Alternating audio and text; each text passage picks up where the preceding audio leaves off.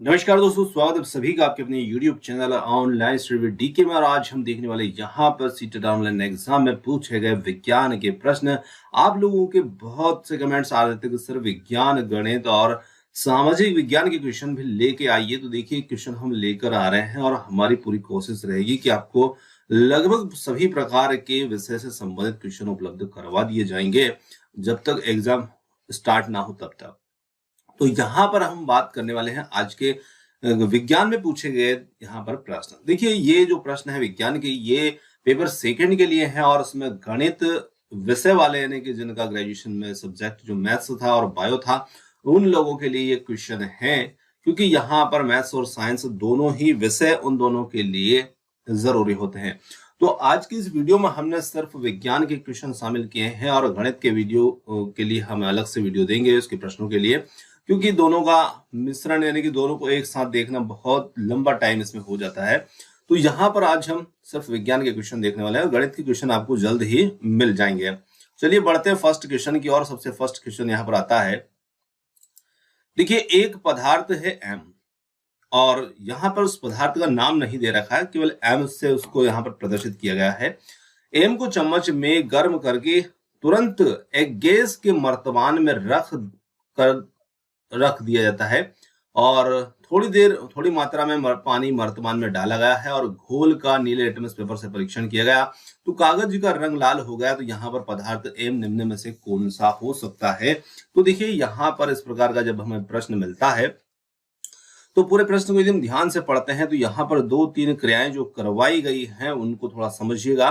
देखिए, पदार्थ लिया गया है और पदार्थ को चम्मच में गर्म किया गया है, ठीक है ना। तो सबसे पहले यहाँ पर हम मान लीजिए पदार्थ ले लेते हैं एम, और जब हम इस पदार्थ को यहाँ पर गर्म करेंगे और गर्म करने के साथ साथ फिर इसके अंदर हमने पानी इसके अंदर थोड़ा सा ऐड किया, तो यहाँ पर फिर इसका जो मिश्रण बना उस मिश्रण का हमने नीले लिटमस पेपर से परीक्षण किया तो नीला लिटमस पेपर यहाँ पर लाल हो गया। तो देखिए, नीला लिटमस पेपर कब लाल होता है? जब अम्ल की क्रिया उससे होती है।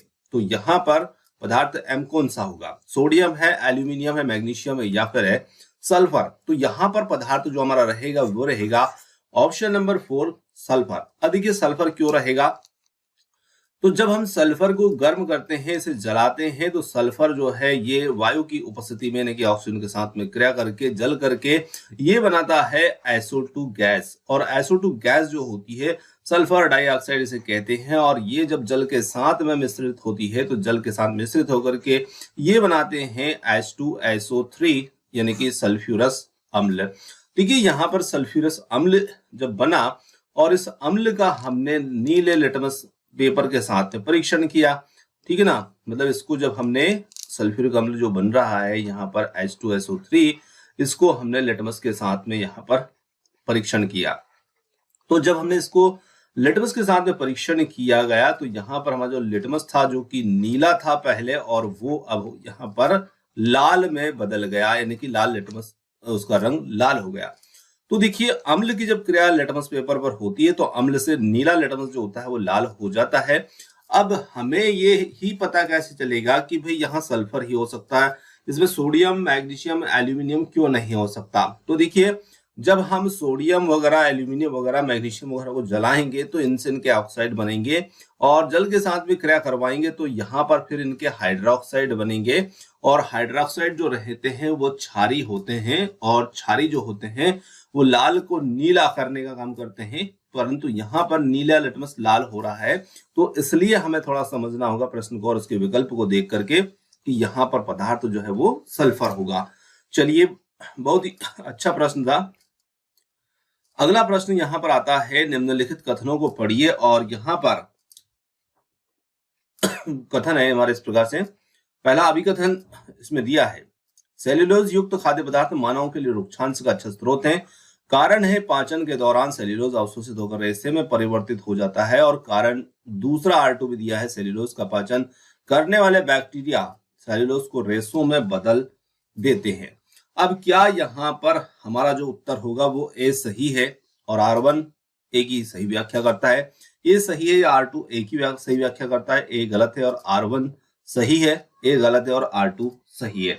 तो यहाँ पर हमें इस प्रकार के प्रश्न को देखना है और इसमें हम पहले उत्तर की बात कर लेते हैं। इसमें उत्तर हमारा होगा पहला विकल्प और फिर उत्तर के बारे में थोड़ी सी चर्चा करते हैं। ए सही है और R1 ए की यहाँ पर सही व्याख्या इसमें करता है। अब देखिए, सबसे पहले यदि हम बात करें तो सेल्यूलोज युक्त खाद्य पदार्थ मानवों के लिए रुक्षांश का अच्छा स्रोत होते हैं। तो देखिए, रुक्षांश जो होते हैं ये क्या होते हैं, तो ये हमारे आहार में हमें भोजन से प्राप्त होने वाले, हमारे पौधों से प्राप्त होने वाले ऐसे रेशे होते हैं जो हमारे लिए भोजन का पाचन बहुत अच्छे तरीके से करते हैं, है ना। इनसे हमें ज्यादा कोई पोषक प्रदान नहीं होता, लेकिन ये हमारे अपचित भोजन से छुटकारा दिलाने में हमारी मदद करते हैं। और कारण इसमें यहाँ पर जो बताया है, पाचन के दौरान सेल्यूलोज अवशोषित होकर के रेशों में परिवर्तित हो जाता है ना। तो बिल्कुल जब इसका पाचन होता है तो यह अवशोषित होकर के रेशों में परिवर्तित हो जाता है। अब सेल्यूलोज का पाचन करने वाले बैक्टीरिया सेल्यूलोज को रेशों में बदल देते हैं। अब देखिए, मानव की बात यदि की जा रही है तो मानव के अंदर जो सेल्यूलोज होता है उसका पाचन, ये सेल्यूलोज एक प्रकार का पदार्थ है जो कि खास करके पादपों में रहेगा और उनका जो पाचन होता है वो दूसरे जंतु जो होते हैं उनके अंदर बहुत बेहतर तरीके से होता है, क्योंकि उसका पाचन करने के लिए वहां पर उनके पास में बैक्टीरिया जो होते हैं वो पाए जाते हैं, है ना। जैसे कि कुछ पशु हुए, गाय भैंस वगैरह हुए, हमारे अंदर पूरी तरीके से इसका पाचन यहाँ पर नहीं होता है, यानी कि मानव जो होता है वो सेल्यूलोज को नहीं पचा सकते हैं, क्योंकि उसमें ना तो ऐसे कुछ एंजाइम्स पाए जाते हैं जो सेल्यूलोज का पाचन कर सके, है ना। तो सेल्यूलोज जो होता है ये पाचन तंत्र में जीवाणु के विकास में जरूर मदद यहाँ पर करता है। चलिए, तो ऑप्शन फर्स्ट यहाँ पर इस प्रश्न का उत्तर हो जाएगा। दूसरा यहाँ पर आता है अगला प्रश्न, निम्नलिखित में से किसमें कोई एंजाइम नहीं होते हैं। तो देखिए, निम्नलिखित में से किसमें यहाँ पर कोई एंजाइम नहीं होंगे, तो यहाँ पर हम देखें पित्त रस है, अग्नाशय है, आमाशय रस है या लसीका रस है। तो देखिए, पित्त रस जो होता है इसके अंदर यहाँ पर किसी भी प्रकार के कोई एंजाइम यहाँ पर नहीं पाया जाएगा। और पित्त रस जो होता है ये क्या होता है, तो देखिए जो यकृत की कोशिकाएं होती हैं उनसे पित्त का स्त्राव होता है, जो यकृत की नलिका से होते हुए एक पतली थैली जिसे हम पित्ताशय कहते हैं में सांद्रित और जमा हो जाता है, जिसे हम पित्ताशय कहते हैं। और यहाँ पर पित्त रस जो होता है इसमें किसी प्रकार का कोई एंजाइम नहीं होता है। जो पित्त रस होता है ये वसा के पाइसीकरण में मदद करता है। तो ऑप्शन नंबर फर्स्ट इसमें विकल्प बन जाएगा। आगे देखिए, यहाँ पर अगला प्रश्न आता है, दो पात्र ए और बी क्रमशः 0 डिग्री सेल्सियस और पर 50 ग्राम बर्फ और 0 डिग्री सेल्सियस पर 50 ग्राम पानी है। यदि दोनों पात्रों को फ्रिज में रख करके ऊष्मीय संतुलन प्राप्त करने दिया जाए तो निम्नलिखित में से कौन सा कथन सत्य होगा।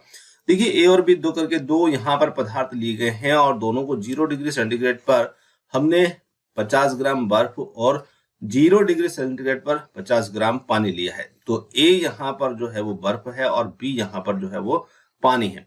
दोनों पात्रों को यदि हम फ्रिज में रख देते हैं तो क्या होगा, बी ए की अपेक्षा अधिक, ए अधिक उष्मक होएगा या ए की अपेक्षा बी अधिक उष्मक होएगा या फिर ए बी दोनों समान उष्मक होंगे, या फिर अगला है यह निर्धारित नहीं किया जा सकता है कि कौन अधिक ऊष्मा इसमें यहाँ पर खोएगा। तो यहाँ पर हम कह सकते हैं कि ए की अपेक्षा बी जो है वो अधिक ऊष्मा यहाँ पर खोएगा, यानी कि विकल्प नंबर जो दूसरा यहाँ पर रहेगा हमारा ये रहेगा, क्योंकि ए की अपेक्षा बी अधिक ऊष्मक होएगा, क्योंकि जब फ्रिज में जब हम रखेंगे तो 0 डिग्री की बर्फ तक अवस्था तक आने में जो हमारा पानी होगा उसका वो अधिक ऊष्मा खोएगा। तो ऑप्शन नंबर यहां पर दूसरा इस प्रश्न का उत्तर हो जाएगा। आगे देखिए, अगला क्वेश्चन आता है, हमारे प्रबाहु में कोहनी का जोड़ घर के दरवाजे के कब्जे की भांति चलता है और ये यहाँ पर कौन सी संधि है। तो यहाँ पर यदि हम संधि की बात करें, कंदुक खल्ली का कीलक संधि है या फिर है धुराग्री संधि या फिर हिंज संधि या स्थिर संधि। तो इस प्रकार की संधि जो होती है उसे हम हिंज संधि के नाम से भी यहाँ पर जानते हैं। तो ऑप्शन नंबर थर्ड इसमें यहाँ पर हमारा इस प्रश्न का उत्तर हो जाएगा। चलिए आगे देखते हैं, अगला क्वेश्चन आता है, निम्नलिखित में से कौन से विशिष्ट लक्षण पर्वतीय वृक्षों क्षेत्र के वृक्षों के हैं। तो यहाँ पर लक्षणों को देखिए, तिरछी शाखाएं, सुईनुमा पत्तियां, मोम जैसा मोटा तना और लंबी गहरी जड़ें, यानी कि यहाँ पर 4 लक्षण दिए गए हैं और इनमें से हमें ये देखना है कि कौन से लक्षण पर्वतीय क्षेत्र के वृक्ष के हैं। तो यहाँ पर यदि हम बात करें तो तिरछी शाखाएं और दूसरा जो है सुईनुमा पत्तियां, यानी कि ए और बी जो होगा वही इसका उत्तर होगा। पर्वतीय क्षेत्र के वृक्ष जो होते हैं उनकी शाखाएं तिरछी होती है और उनकी पत्तियां जो होती है वो सुईनुमा होती है। और ये इस प्रकार का अनुकूलन वहां के पौधों में होता है क्योंकि पहाड़ी या पर्वतीय क्षेत्र में होते हैं तो पानी और जो बर्फ होती है वो उनकी पत्तियों से शीघ्रता से नीचे की और सरलता से नीचे की ओर खिसक कर चली जाती है। तो इस प्रकार का अनुकूलन वहां के पौधों में पाया जाता है। आगे देखिए, नीचे दिए गए कथनों को पढ़िए और सही विकल्प का चयन कीजिए। अभिकथन है यहाँ पर समुद्र के किनारे जैसे कम ऊंचाई वाले स्थानों पर पानी आसानी से उबलता है, और कारण दिया है कम ऊंचाई वाले स्थानों पर वायुमंडलीय दबाव जो होता है ये कम होता है। तो क्या यहाँ पर उत्तर जो है वो कौन सा, इसमें हमारा उत्तर जो है वो सही बनेगा। अभिकथन और कारण दोनों सही हैं और कारण अभिकथन की सही व्याख्या करता है, और दूसरा है अभिकथन और कारण दोनों सही हैं और कारण अभिकथन की सही व्याख्या नहीं करता है। थर्ड है यहाँ पर अभिकथन सही है परंतु कारण सही नहीं है, और अभिकथन और कारण दोनों यहाँ पर सही नहीं है। तो देखिए, अभिकथन और कारण दोनों को यदि आप ध्यान से देखें तो दोनों ही यहाँ पर सही नहीं है। तो यदि हम बात करें तो देखिए, समुद्र के किनारे जैसे कम ऊंचाई वाले स्थानों पर पानी जो है आसानी से उबलता है, तो ये यहाँ पर सही नहीं है। और कारण देखिए, कम ऊंचाई वाले स्थानों पर वायुमंडलीय दबाव जो होता है वो कम होता है, तो कम ऊंचाई वाले पर ज्यादा रहता है, अधिक ऊंचाई पर दबाव जो होता है वो कम होता है। तो इस प्रकार से यहाँ पर हम कह सकते हैं कि दोनों ही यहाँ पर गलत हैं, यानी कि सही नहीं है। आगे अगला प्रश्न यहाँ पर आता है कि हवा से तेल में गति करने वाली प्रकाश की किरण के लिए निम्न में से कौन सा कथन यहाँ पर सत्य है। तो यहाँ पर यदि हम देखें तो हवा यहाँ पर एक प्रकार का माध्यम है जो कि एक सरल माध्यम है, और तेल यहाँ पर हवा की अपेक्षा जो एक सघन माध्यम है।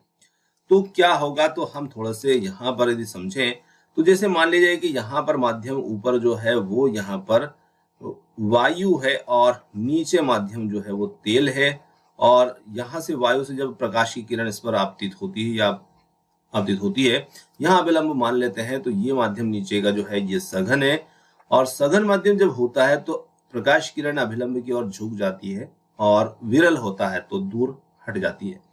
तो यहाँ पर झुकने का ही कारण नहीं पूछा है, सिर्फ ये पूछा है प्रकाश की गति कम होगी, प्रकाश की गति बढ़ेगी, प्रकाश की गति में क्या परिवर्तन होगा, और किरण अभिलंब से दूर होगी, झुकेगी, ये भी बताना है। दो चीजें यहाँ पर पूछी है। तो देखिए, हम यहाँ पर सीधे सीधे कह सकते हैं कि प्रकाश की जो गति है वो कम हो जाएगी और प्रकाश किरण जो है वो अभिलंब की ओर झुक जाएगी। अब देखिए, कम क्यों हो जाएगी गति, तो हम सीधे सीधे एक उदाहरण लेते हैं कि आपको एक समतल मैदान पर दौड़ने के लिए दिया जाता है, यानी कि जहां पर किसी प्रकार का अवरोध आपको देखने को नहीं मिलता है, वहां आप तेज दौड़ पाएंगे, या घने जंगल में आप तेज दौड़ पाएंगे, यानी कि माध्यम सघन हुआ तो प्रकाश की गति जो है वो कम हो जाएगी, और खुला माहौल मिलेगा तो वहां पर प्रकाश की गति तेज होगी। तो क्योंकि प्रकाश की किरण वायु से तेल में जा रही है तो पहला विकल्प इसमें बन जाता है उत्तर। चलिए आगे बढ़ते हैं और अगले प्रश्न को देखते हैं। अगला प्रश्न आता है, यहाँ पर निम्नलिखित में से कौन सा संपर्क बलों का समुच्चय का घोतक है। तो संपर्क बल का मतलब होता है जब बल और बल लगने वाली जो सतह होती है वो आपस में संपर्क में रहती है, तो वो हमारा संपर्क बल के रूप में रहता है। और इसमें कौन कौन से रहेंगे, तो यहाँ पर देखिए, स्थिर वैद्युत बल है, घर्षण बल है, चुंबकीय बल, मांसपेशी घर्षण, गुरुत्वाकर्षण, मांसपेशी बल, घर्षण बल। तो यहाँ पर हमारा जो उत्तर गुरुत्वीय बल, स्थिर वैद्युत बल या घर्षण, इनमें से कौन सा होगा, तो यहाँ पर उत्तर बनेगा ऑप्शन नंबर 3 जो होगा, जिसे हम कर्षण मांसपेशी बल और घर्षण बल कहते हैं। यहाँ पर ये संपर्क बलों का एक समुच्चय यहाँ पर उदाहरण इसका रहेगा।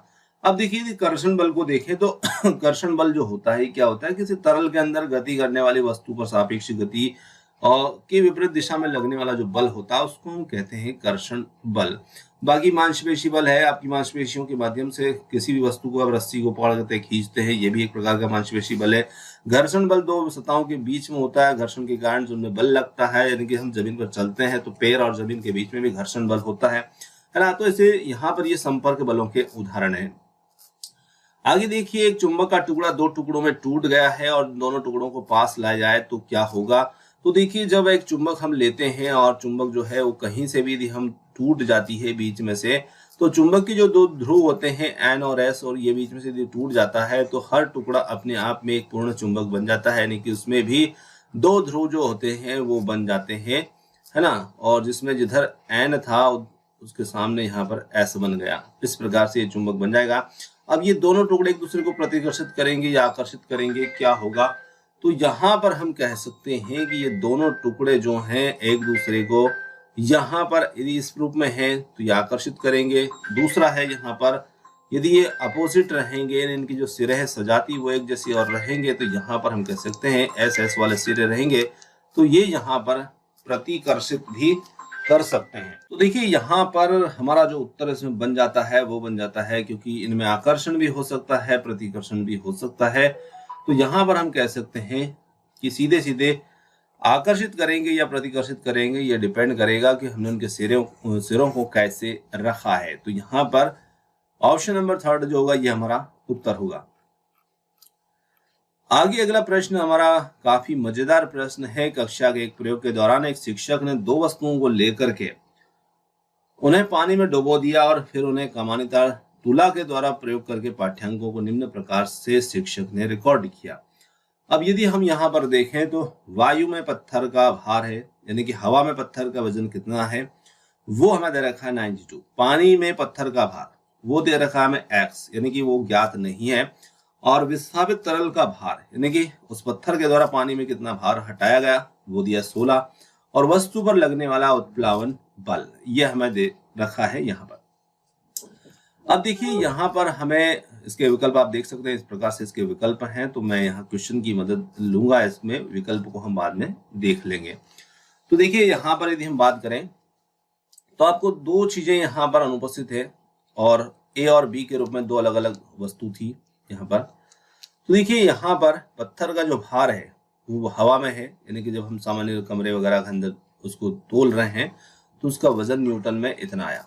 और यहाँ पर पानी में पत्थर को रखा, यानी कि उसी पत्थर को हमने पानी के अंदर लटकाया तो उसमें उसका वजन जो है वो हमें कितना हो जाएगा। तो देखिए, यहाँ पर उस पत्थर ने कितना पानी विस्थापित किया, मतलब हटाया, तो 16 न्यूटन उसने हटाया। तो ये जो 16 होगा इसी को हम उत्प्लावन बल कहते हैं। आर्किमिडीज का जो सिद्धांत तो होता है वो कहता है कि कोई वस्तु जितना तरल विस्थापित करती है, यानी कि पानी को हटाती है, वही उसके लिए उत्प्लावन बल होता है। तो यहाँ पर यदि हम देखें तो ये जो हमारा y होगा, इस y का मान उतना ही रहेगा जितना कि यहाँ पर दे रखा है, यानी कि विस्थापित करेगा उतने ही जल का भार उत्प्लावन बल के रूप में रहेगा। तो यहाँ हमें पता चल गया। अब देखिए, कोई भी वस्तु जो है वो बाहर पानी से बाहर उसका वजन ज्यादा रहता है, पानी के अंदर उसका वजन कम होता है। कम क्यों होता है? क्योंकि वो वस्तु उतना जल जो है वो स्थापित कर देती है और उतनी ही उसके वजन में कमी आती है। तो देखिए, यहाँ पर वस्तु ने कितना जल विस्थापित किया, 16 न्यूटन। तो यहाँ पर हम इसको घटा देते हैं, तो 92 से हम ये 16 को घटा देते हैं, तो 12 में से 6 गए 6, यहाँ पर 2 7, 9 में से 2 गया 7, 76 न्यूटन यहाँ पर आ जाता है इसके लिए। तो ये हो जाता है x का मान। सेम इसी प्रकार से यहाँ पर हमारे दूसरी टेबल में भी यहाँ पर b दिया है। तो देखिए, यहाँ पर पानी में पत्थर का भार, तो पानी में 70 किलो है, उस पर लगने वाला बल जो है वो 10 है। तो यहाँ वस्तु का बाहर हवा में वजन कितना हो जाता है 80, क्योंकि 70 और 10 जोड़ देंगे 80। और जितना उत्प्लावन बल है उतना ही भार वो उतना ही तरल विस्थापित करेगा, तो यहाँ पर भी आ जाएगा 10। अब आप यहाँ पर x, y, z, q की वैल्यू देख सकते हैं और यही वैल्यू आपको विकल्प के रूप में चयन में करना है। देखिए, x का मान हमें मिला है 76 के लिए ये हो जाता है तीसरा विकल्प। Y के लिए 16 है, इसमें ये भी दे रखा है। Z के लिए यहाँ पर 10 है, ये भी दिया है, और Q के लिए यहाँ पर 80 है। तो बिल्कुल तीसरा विकल्प बन जाता है इस प्रश्न के लिए उत्तर। आगे देखते हैं, अगला प्रश्न आता है यहाँ पर, निम्नलिखित कथनों पर विचार कीजिए और सही कथन को चुनिए। कथन S1 है, उगता हुआ सूर्य प्रत्येक मौसम में दिशा निर्धारित करने का मार्गदर्शक नहीं माना जाता। और कथन S2 है, यहाँ पर सूर्योदय का बिंदु लगातार यहाँ पर बदलता रहता है। S3 है, ग्रीष्म अयनांत के दौरान सूर्योदय का बिंदु उत्तर दिशा की ओर खिसक जाता है। और S4 है, यहाँ पर शीतकाल अयनांत के दौरान सूर्योदय का दक्षिण बिंदु दक्षिण दिशा की ओर खिसक जाता है। अब यहाँ पर इसमें कौन सा कथन यहाँ पर सही है, यानी कि 4 कथन दे दिए और पूछ लिया कौन सा S1 S2 है, या फिर S1 S2 S3, या फिर S2 S3 S4। तो यहाँ पर 2 कथन सही हैं, जो कि होंगे S1 S2 के रूप में। और S1 S2 के रूप में यदि आप देखें तो उगता हुआ सूर्य प्रत्येक मौसम में दिशा का निर्देशक नहीं माना जाता है, यानी कि उसकी स्थिति बदलती रहती है। और दूसरा है, सूर्योदय का बिंदु लगातार बदलता रहता है। और बाकी 2 यहाँ पर गलत है। चलिए आगे देखते हैं, अगले प्रश्न की बात करें। 3 परखनलियां ABC हैं और सभी में बराबर आयतन एवं सांद्रता वाले रंगहीन तरल पदार्थ हैं, और तीनों परखनलियों में एक एक बूंद फेनाफ्थलीन की डाली जाती है। और जहां पर A तथा B अवलोकन करने पर यह पता चलता है कि A और B रंगहीन रहती है, जबकि परखनली C का रंग गुलाबी हो जाता है। जब परखनली C के इस गुलाबी घोल को A और B में डाला गया तो देखा गया कि A रंगहीन है किंतु B गुलाबी रंग ले लेता है। और निम्न में से कौन सा निष्कर्ष सही है? तो देखिए यहाँ पर अब हम परखनली लेते हैं A और दूसरी परखनली B और तीसरी है C, और तीनों में फेनाफ्थलीन की एक एक बूंदे डाली गई, तो हमने तीनों में डाल दिया। तो यहाँ पर A और B जो थी वो रंगहीन थी और ये भी रंगहीन थी, और इसी के साथ में C जो थी वो गुलाबी हो गई अवलोकन करने पर हमने देखा। तो देखिए यहाँ पर जो आपकी रासायनिक क्रिया है वो फेनाफ्थलीन की, आपको अम्ल और क्षार के साथ में क्रिया पता होना चाहिए कि अम्ल के साथ में फेनाफ्थलीन जो होता है किस प्रकार की क्रिया करता है, और क्षार के साथ में ये किस प्रकार की क्रिया करता है। तो देखिए फेनाफ्थलीन जो होता है जब अम्ल के साथ में क्रिया करता है तो उसमें फेनाफ्थलीन जो है वो कोई रंग परिवर्तन नहीं होता है। तो देखिए, और क्षार के साथ जब ये होता है तो गुलाबी रंग में बदल जाता है। तो देखिए निश्चित रूप से यहाँ पर ये क्षार हुआ, क्योंकि फेनाफ्थलीन यहाँ पर गुलाबी रंग दे रहा है, और ये अम्ल हुआ और ये भी अम्ल हुआ। अब अम्ल 2 प्रकार के हो सकते हैं, मतलब प्रबल और दुर्बल भी हो सकते हैं, क्योंकि हमारा क्वेश्चन यहाँ पर तनु अम्ल और प्रबल अम्ल, सांद्र अम्ल के रूप में यहाँ पर विकल्प हमारे दे रखे हैं। तो देखिए हमने ये तो देखा कि C गुलाबी हो चुकी थी यहाँ पर, परंतु क्या है कि C को जब हमने B के अंदर मिला दिया था, है ना, तो देखिए यहाँ पर क्षार प्लस हम अम्ल मिला रहे हैं। तो क्षार प्लस अम्ल जब मिलाया तो B का रंग भी यहाँ पर गुलाबी हो गया। अब ये नई बात हमें समझना है कि आखिर ऐसा कैसे हुआ। तो देखिए पहले तो उसका रंग रंगहीन था, बाद में गुलाबी हो गया। तो देखिए क्षार जो था, जब क्षार की क्रिया हम यहाँ पर एक तनु अम्ल से इसकी क्रिया को करवाते हैं, यानी कि क्षार जो होता है ये जब तनु अम्ल के साथ में क्रिया करता है तो उस स्थिति में क्या होता है।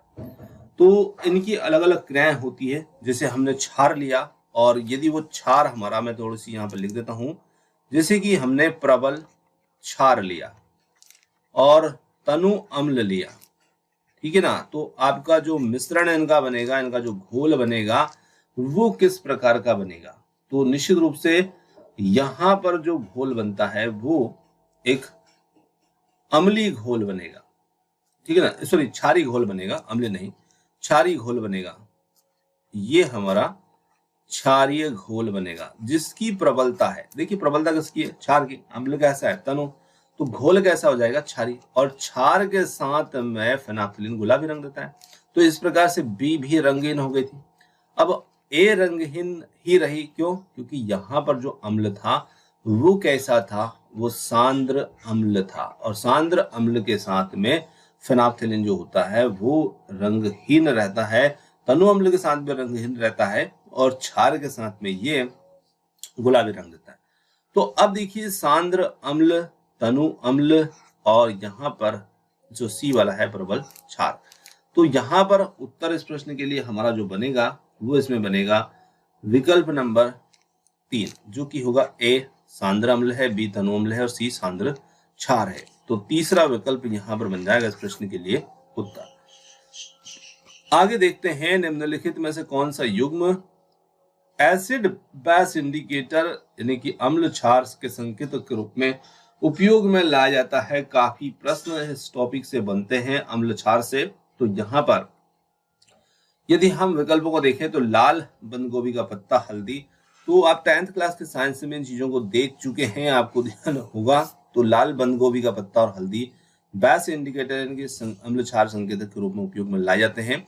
तो पहला ही विकल्प यहाँ पर उत्तर होगा। आगे देखिए, रीता किसी पात्र में अचार रखना चाहती है, इसके लिए सबसे अच्छा पात्र कौन सा होगा? एल्यूमिनियम, कांच, तांबा या पीतल का? तो कांच का बर्तन यहाँ पर सबसे उपयुक्त होगा, क्योंकि बाकी अन्य यहाँ पर धातुएं हैं और धातुओं जब हम अचार को मिलाते हैं, नींबू का है, आम का है, तो उनके अंदर जो अम्ल की मात्रा होती है उनसे ये पात्र जो है वो खराब हो सकते हैं और अचार यहाँ पर जो है प्रभावित इनसे हो सकता है। चलिए आगे देखते हैं, किसी घाव की अत्यधिक रक्तस्राव में किस विटामिन की कमी हो सकती है? तो किसी घाव से अत्यधिक रक्तस्राव निम्न में से किस विटामिन की कमी से होता है? तो विटामिन के की जब कमी हो जाती है तो शरीर में रक्तस्राव अधिक होता है। तो यहाँ पर फोर्थ विकल्प इस प्रश्न के लिए उत्तर हो जाएगा। आगे बढ़ते हैं, अगले प्रश्न की बात करें। निम्न में से कौन सा कथन विज्ञान के नियमों की सटीक व्याख्या करता है? विज्ञान के नियम दर्शनीय परिघटनाओं में आपसी संबंधों की व्याख्या है। विज्ञान के नियम विज्ञान के प्रबल सिद्धांतों का निष्कर्ष है। और थर्ड है, विज्ञान के नियमों का स्तर वैज्ञानिक सिद्धांतों के स्तर से ऊंचा है। फोर्थ है, विज्ञान के नियमों की तुलना में विज्ञान के सिद्धांत विज्ञान के अधिक तर्क संगत निष्कर्ष है। तो पहला ही विकल्प बनेगा, विज्ञान के नियम दर्शनीय परिघटनाओं में आपसी संबंधों की व्याख्या है। ये कथन विज्ञान के नियमों की सटीक व्याख्या है। चलिए आगे बढ़ते हैं। एक शिक्षिका ने अपनी 7वीं कक्षा के छात्रों से निम्नलिखित प्रश्न पूछती है, कौन अधिक भारी, 1 किलो रुई या 1 किलो लोहा? वह पाती है कि कई छात्र मानते हैं 1 किलो लोहा 1 किलो रुई से अधिक भारी है। इस विचार को संबोधित करने के लिए निम्न में से कौन सी रणनीति सबसे कम मददगार होगी? तो देखिए, यहाँ पर जो सबसे कम मददगार होगी वो देखना है।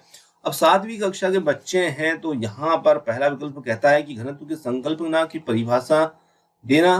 दूसरा है, तुला द्वारा दोनों की समतुल्यता प्रदर्शन करना। विभिन्न आकार के रुई के गोलों और लोहे के टुकड़ों गुटकों को हस्त प्रयोग करने और तोलने का अवसर देना। भारीपन और घनत्व के बीच अंतर की व्याख्या करना। तो पहला विकल्प घनत्व की संकल्पना की परिभाषा देना सिर्फ काफी नहीं रहेगा, बाकी तीनों विकल्प यहाँ पर बहुत अच्छे हैं जो कि विद्यार्थी को समझने में मदद करेंगे। पहला ही विकल्प इसमें कमजोर था। आगे बढ़ते हैं। शोध बताते हैं कि बच्चे औपचारिक विज्ञान अध्ययन में ऐसी कई पूर्व विचार लेकर आते हैं जो वैज्ञानिक व्याख्याओं से मेल नहीं खाते। निम्नलिखित में से क्या है इन विचारों के संदर्भ में सही नहीं है? तो यहाँ पर जो सही नहीं है वो हमें देखना है।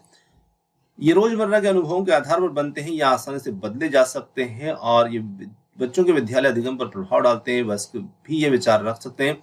तो देखिए, वैज्ञानिक व्याख्याओं से जो मेल नहीं खाते हैं औपचारिक विज्ञान के अध्ययन में ऐसे बच्चे पूर्व विचार लेकर आते हैं, तो ये क्या इन विचारों के संदर्भ में सही नहीं है, ये आसानी से बदले जा सकते हैं, ये यहाँ पर इसमें सही नहीं होगा। चलिए आगे देखते हैं। अगला क्वेश्चन आता है, सामाजिक संरचना के अनुसार विद्यार्थियों में विज्ञान की एक अर्थपूर्ण समझ बनाने के लिए कौन सी योजना सबसे निर्णायक शिक्षण योजना यहाँ पर रहेगी? तो विद्यार्थियों के लिए क्रियाकलाप संदर्शिका का उपयोग करके क्रियाकलाप को बारंबार आयोजित करना, विद्यार्थियों को वैज्ञानिक विचारों का निर्देशन करते हुए मॉडल बनाने के लिए कहना, और थर्ड है, बड़ी संख्या में संख्यात्मक प्रश्नों को हल करने के लिए विद्यार्थियों को उत्साहित करना। फोर्थ है, विज्ञान विषय के विषय में बोलने, सोचने, बहस करने और लिखने के लिए विद्यार्थियों की मदद करना। तो देखिए, जो अर्थपूर्ण समझ बनाने के लिए सबसे निर्णायक शिक्षण योजना हमारे लिए रहेगी वो रहेगी विज्ञान के विषय में बोलने, सोचने, बहस करने और लिखने के लिए विद्यार्थियों की मदद करना। चौथा विकल्प यहाँ पर हो जाता है इस प्रश्न के लिए उत्तर। अगला प्रश्न हमारा यहाँ पर आता है, प्रकाश का वायु में प्रवेश करके निम्नलिखित माध्यमों से गुजरते हुए बाहर निकलता है। माध्यम है ABCDE और अपूर्णांक दे रखे हैं। यहाँ पर निम्नलिखित में से कौन सा प्रकाश के वेग में होने वाले परिवर्तन को सही तरीके से या सही क्रम में यहाँ पर प्रदर्शित कर रहा है? तो देखिए, यहाँ पर जो क्रम है घटेगा, बढ़ेगा, बढ़ेगा, बढ़ेगा, घटेगा, तो यहाँ पर सीधे मैं उत्तर को टिक कर देता हूं, जिससे आपको समझने में थोड़ी सी आसानी होगी। तो यहाँ पर जो सही क्रम हमारा रहेगा वो इसमें रहेगा ऑप्शन नंबर फर्स्ट, घटेगा, बढ़ेगा, घटेगा, बढ़ेगा, घटेगा और बढ़ेगा। अब ये क्रम यहाँ पर आप लागू करके देख सकते हैं। तो जैसे ही प्रकाश 1.5 वाले से इसमें आता है तो यहाँ प्रकाश का वेग जो है इस माध्यम में कम हो जाता है, यानी कि इसमें घट जाता है आकर के, फिर यहाँ पर से इसमें जाता है तो बढ़ जाता है। तो इस प्रकार से ये यहाँ पर रहेगा। तो आपको यहाँ पर जो अपवर्तनांक है, माध्यम है, इनकी आपकी थोड़ी सी जानकारी इसमें रखनी होगी कि कौन से माध्यम में, किस अपवर्तनांक वाले माध्यम में प्रकाश जाने पर उसके वेग में क्या परिवर्तन आता है, तो उसको लागू यहाँ पर आप कर सकते हैं। चलिए, मानव में श्वास लेते समय अंतः श्वसन की प्रक्रिया को स्पष्ट करने के लिए क्या सही उत्तर यहाँ पर होगा? वायु अंदर जाती, पसलियां अंदर को आती है तो डायफ्राम नीचे को जाता है, वायु बाहर निकलती है, पसलियां बाहर आती है, डायफ्राम ऊपर की ओर होता है। चारों विकल्प में बातों को लगभग वहीं पर आसपास घुमाया है। तो यहाँ पर यदि हम उत्तर की बात करें तो इसमें हमारा जो उत्तर बन जाता है वो बन जाता है ऑप्शन नंबर फोर्थ, जो कि होगा जब वायु अंदर जाती है, पसलियां बाहर को आती है तथा डायफ्राम नीचे जाता है। ये यहाँ पर अंतः श्वसन प्रक्रिया को स्पष्ट करने के लिए इसमें सही उत्तर रहेगा। अगला है, ए रुधिर वाले वर्ग वाले पुरुष का विवाह बी रुधिर वर्ग वाली महिला से होता है तो उनके पुत्र पुत्री के रुधिर का क्या वर्ग यहाँ पर हो सकता है? तो यहाँ पर यदि हम उनके बात करें रुधिर वर्ग की, तो देखिए केवल बी यहाँ पर था, वो मिट गया है। ए और बी, या फिर या तो ए बी ओ या फिर ए बी। तो बिल्कुल यहाँ पर या तो उनका पुत्र पुत्री का ए बी ओ अथवा ए बी यहाँ पर रुधिर वर्ग हो सकता है ना। चलिए आगे देखिए, नीचे दिए गए कथनों को पढ़िए, सही विकल्प का चयन कीजिए। अभिकथन दिए हैं, कारण दिए हैं, मेज पर हल्के से आघात किए जाने की तुलना में हमें अधिक प्रबल आवाज सुनाई देती है, और जब हम जोर से आघात करते हैं, मतलब धीरे से आघात करेंगे तो धीरे आवाज सुनाई देगी, और जोर से आघात करेंगे तो जोर से सुनाई देगी। कारण दिया है, R1 प्रबल ध्वनि अधिक दूरी तय कर सकती है क्योंकि वह अधिक ऊर्जा से संबंधित है।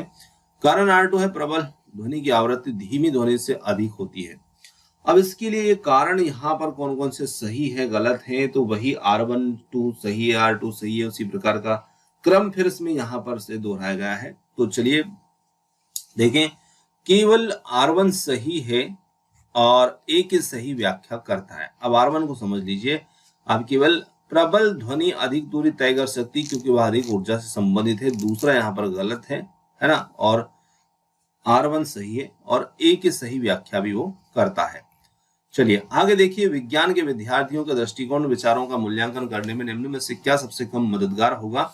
तो यहाँ पर सबसे कम मददगार जो होगा उसे हमें इसमें देखना है, और सबसे कम के लिए यहाँ पर विद्यार्थियों के लिए प्रदर्शनी चार्ट पोस्टर बनाने के लिए कहना है ना, और हम यहाँ पर विद्यार्थियों के दृष्टिकोण के विचारों का मूल्यांकन करने की बात कर रहे हैं। तो विद्यार्थियों को प्रदर्शनी के लिए चार्ट पोस्टर बनाने के लिए कहना, या विद्यार्थियों से एक एक करके प्रश्न पूछना, गहनता से विद्यार्थियों का साक्षात्कार करना, और विद्यार्थियों को अपने विचारों को नक्शे, रेखा चित्र, अवधारणाओं के द्वारा व्यक्त करने के लिए कहना।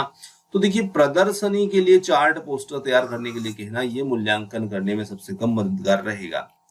आगे आता है, विज्ञान में परिकल्पना परीक्षण के लिए निम्न में से क्या उपयुक्त है? अवलोकन, प्रयोग, सामूहिक चर्चा, समस्या समाधान। तो यहाँ पर यदि हम बात करें तो इसमें विज्ञान परिकल्पना परीक्षण के लिए जो सबसे उपयुक्त यहाँ पर रहेगा वो रहेगा प्रयोग करना। ऑप्शन नंबर सेकंड होगा इस प्रश्न के लिए उत्तर। चलिए आगे बढ़ते हैं और अगले प्रश्न को समझते हैं। अगला प्रश्न आता है, एक विद्यार्थी कहता है कि आटे और नमक जैसे पदार्थ द्रव पदार्थ हैं क्योंकि जिस पात्र में जाते हैं उसी का आकार ले लेते हैं। विद्यार्थी के इस दावे पर आपका क्या प्रत्युत्तर होगा?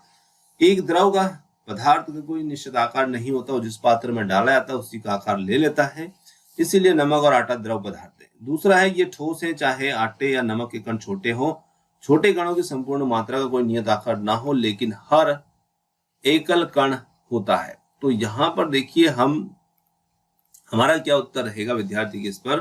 तो बिल्कुल हम यहाँ पर कह सकते हैं कि ये ठोस ही है, चाहे आटे या नमक के कण छोटे हों और उसकी संपूर्ण मात्रा का कोई नियत आकार ना हो, है ना, लेकिन हर एकल कण होता है। तो यहाँ पर बिल्कुल दूसरा कथन हम कह सकते हैं विद्यार्थी को।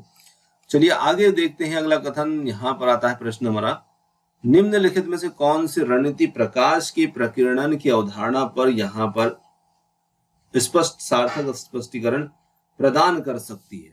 प्रकाश की प्रकीर्णन को दर्शाने वाला चार्ट, प्रकाश की प्रकीर्णन को दर्शाने वाला एनिमेटेड चलचित्र, शिक्षार्थियों के द्वारा कोलाइडल विलयन पर प्रकाश का प्रकीर्णन का अवलोकन, या फोर्थ है प्रकाश की प्रकीर्णन पर फोकस समूह चर्चा। तो यहां पर हम कह सकते हैं कि जो सार्थक स्पष्टीकरण प्रदान करेगा यहाँ पर वो होगा शिक्षार्थियों के द्वारा कोलाइडल विलयन पर प्रकाश का प्रकीर्णन।